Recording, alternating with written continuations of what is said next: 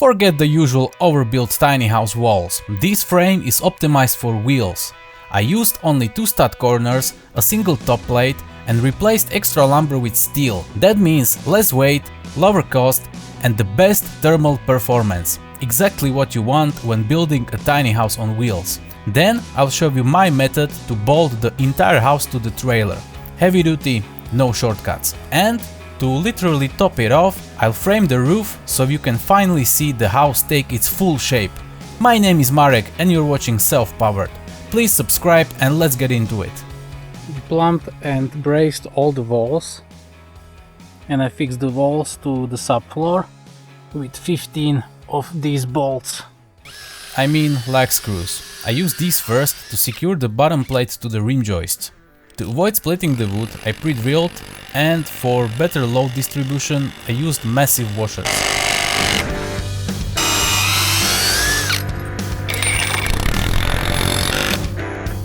I combined them with long construction screws serving the same purpose. I just wanted to securely tie the walls to the floor frame.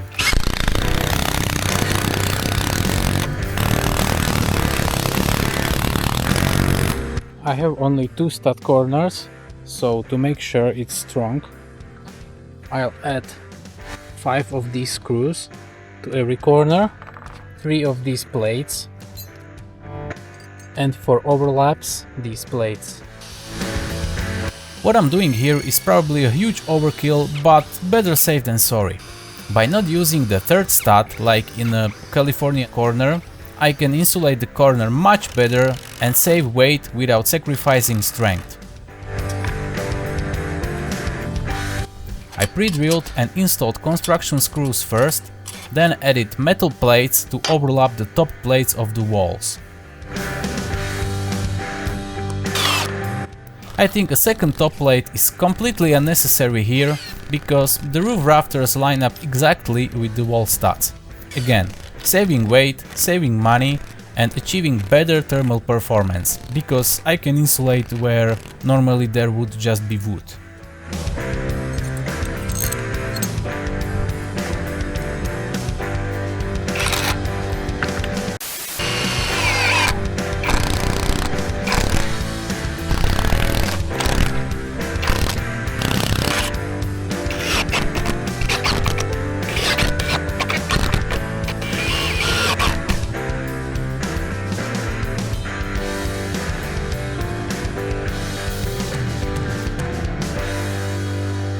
So this is how it goes.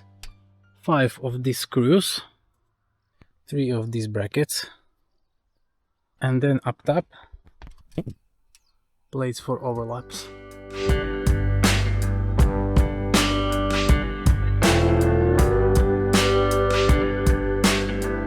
I almost finished the corners yesterday.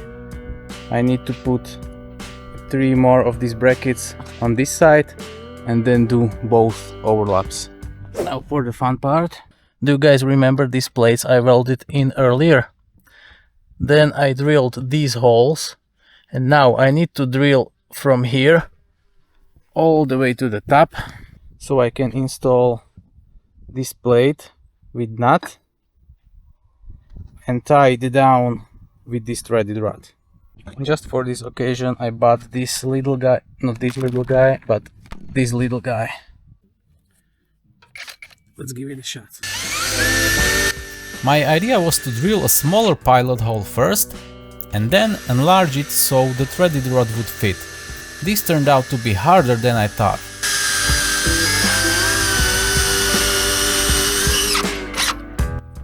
Ah, not too bad.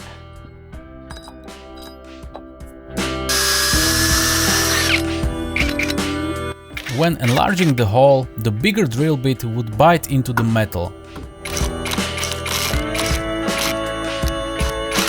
I didn't want to ruin it right away, so I tried drilling from the top. The struggle then was to aim for the hole from the bottom.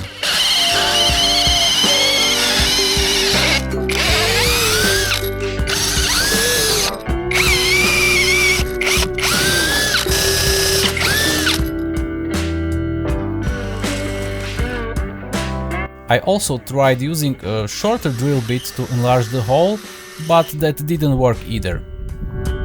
In the end, I gave it one last careful attempt with the big drill bit. That seemed like the only way to make it work. Later, I just used the big drill bit straight away and it worked fine.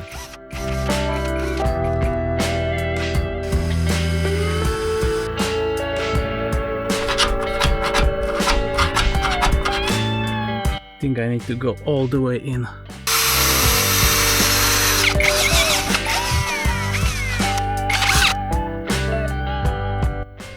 You must be very, very close. We are this close.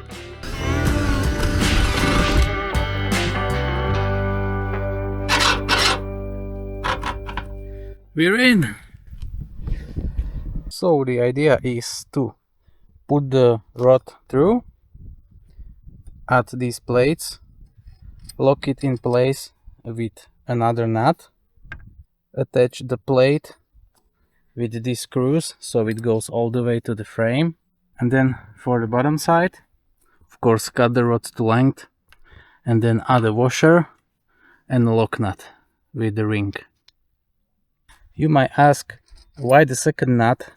So firstly, it's stronger this way because it will catch on more threads, and secondly, I hope that when I lock these together, it will prevent the rod from spinning, so I'll be able to tie it down completely from the bottom. And you guys probably noticed that all the fasteners that are attaching house to the trailer are from the bottom side. So in the future I should be able to remove the house from the trailer. I'm not saying I'm planning for this, but it gives me this option.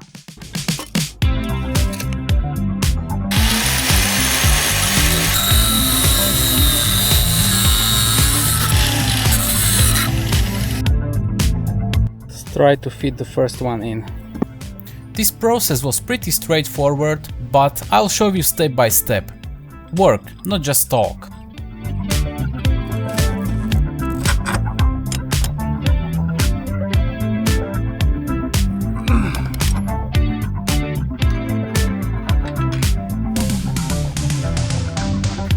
And by the way, if you're enjoying the video, please hit subscribe and like.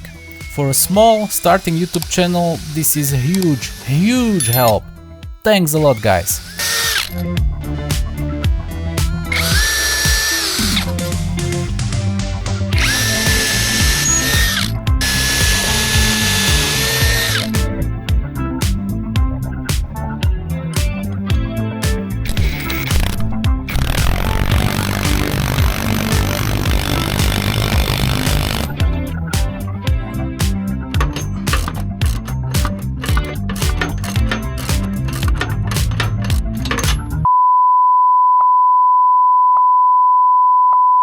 Unfortunately, this hurt way more than it looked.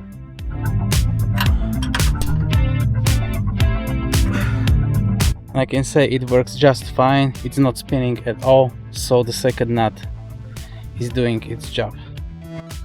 Now let's finish these bolts. Yes, you saw it right, the first lag screw stripped in the wood. You'll see why in just a moment.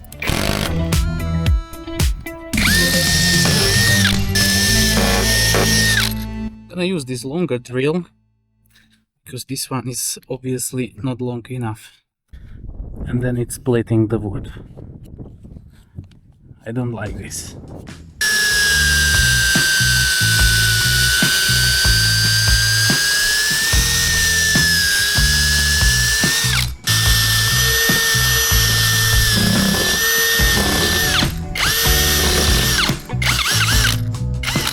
I'm just hitting this screw.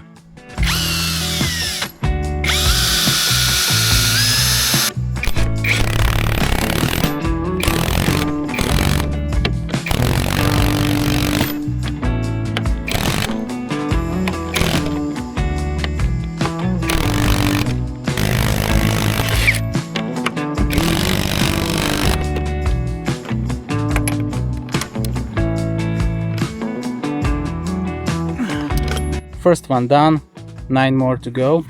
I went on an angle but it's still not enough. And I don't want to move the stud, so I'll cut a little bit of the plate.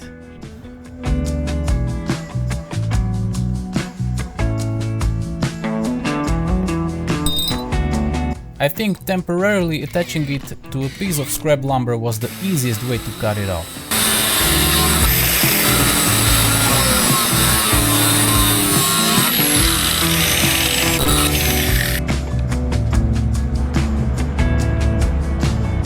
Here it is again in speedrun. The plate with the welded-in nut, another nut to lock the rod in, tighten it down,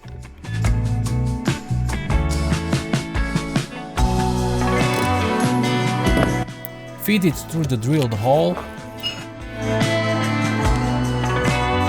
add a washer and lock nut from the bottom,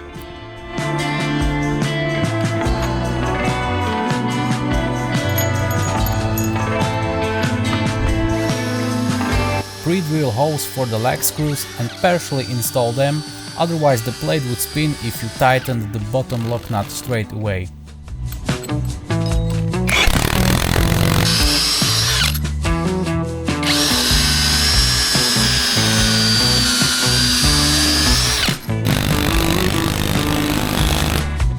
Then I could tighten it all down really tight.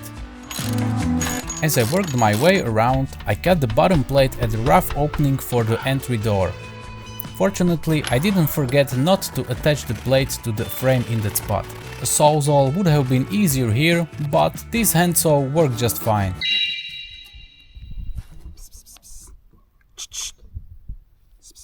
Yes, the cat just sprayed and didn't even look me in the eye. What a coward. Then came a little mess up from my design phase. One of the brackets and holes is right here. Yes, I could notch out the OSBs and put it directly like this, but it seems like too much work for me and I want nice and flat surface underneath the door. So instead I'm gonna buy a screw like this, beefier, thicker, and put it just like this. Unfortunately, two more bracket holes were exactly in collision with studs. My bad, I drilled the holes in the trailer brackets randomly, hoping this wouldn't happen. The bottom plate is now securely attached to both the floor frame and the trailer. To reinforce this connection even further, I added metal brackets near the trailer joints. Later, it will be all doubled with the outside wall sheeting, so this house isn't going anywhere. And that's pretty much everything for this structural part. Let's move on. It's rafters day. Here's the roof, rafters, subfascia and the blocks. It's already precisely cut to length. Like always, I'm working all by myself, but today with better and bigger ladder. First I'm gonna install helping blocks. These blocks helped me hold the subfascia boards before screwing them in. But first I had to notch them just a little because the corner plates and screws added a couple of millimeters to the top. Easy fix. Set the circular saw to the right depth, remove the material and finish with a chisel. Test fit first.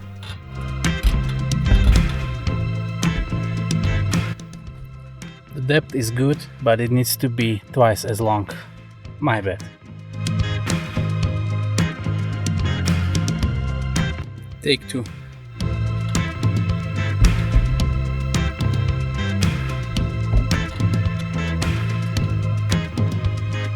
Like a glove. Then I fixed it with construction screws from the bottom through the top plate in every stud bay.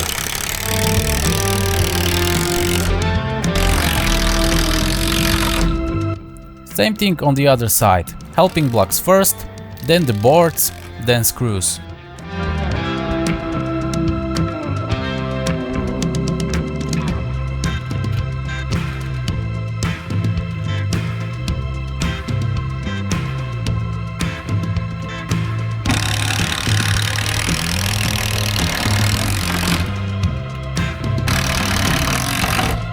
Here's the result so far. Fits perfectly. Same on the other side. Next were the rafters. The first one had to be notched out too.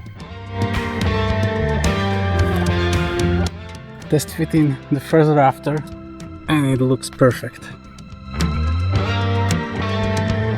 Ready for installation.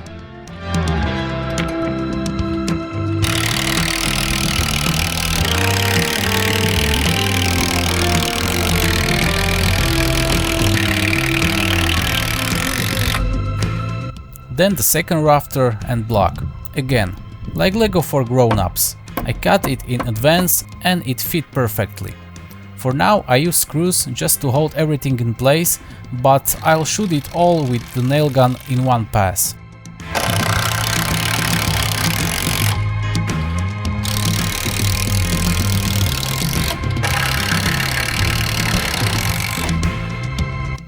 For the layout, I simply copied the studs. Simple as that.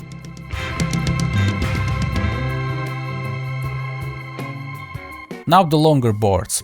The house is 8 meters, these boards come in 5 meter lengths. So I divided them into 3 and 5 meter pieces, using the 5 meter ones on the back side, where the house overhangs past the trailer for extra strength.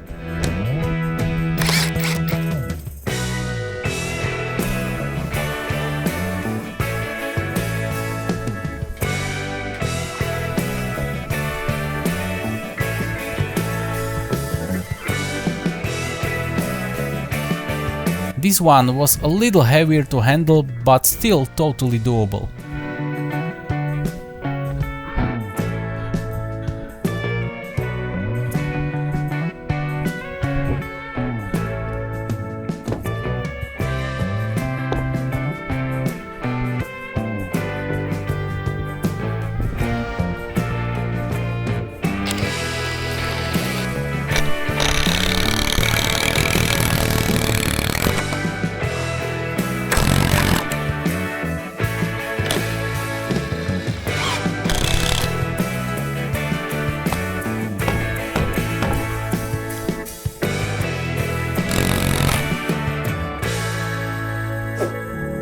Then it was just a matter of repeating the process. After a couple of hours, the roof frame was mostly done, but not complete yet, even though it might look like it.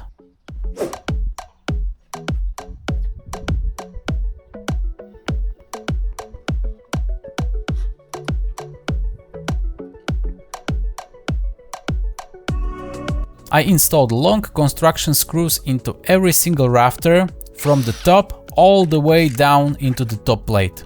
Of course, pre-drilled first. Then I grabbed the nail gun and shot everything in one pass, like I mentioned earlier. This only took about 15 minutes or so I think it was a good decision to wait.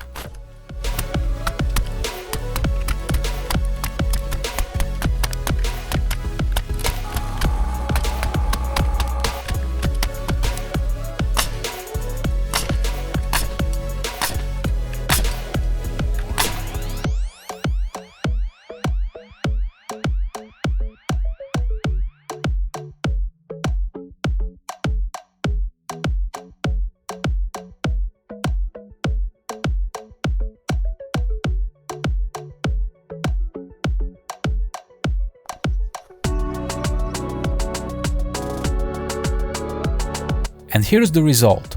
What were just a couple of walls literally resting on the subfloor is now a very solid, well-attached house structure with a roof. What do you think? Would you do it this way? Let me know in the comments. In the next episode we'll plumb all the walls and enclose them with sheeting, racing the weather because rainy days are coming and the house needs to be wrapped and weatherproofed. Thanks for sticking around till the end. Please consider subscribing. If you like the video, leave a thumbs up. My name is Marek and you've been watching Self Powered. Now, go out and do something. I'll see you next time.